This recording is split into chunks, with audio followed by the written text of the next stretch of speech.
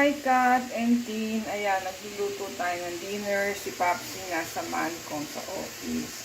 Hinatid si Kuya today. So, ayan.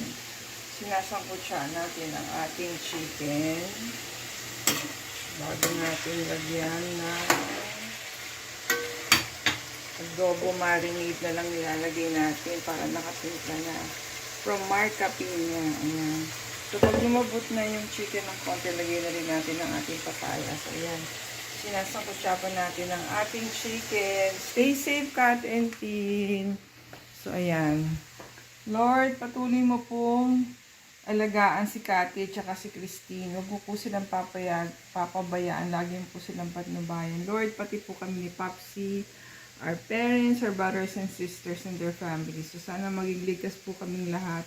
Whatever the world condition is, alam ko hindi mo po kami papabayaan. Stay safe, everyone. God bless you all.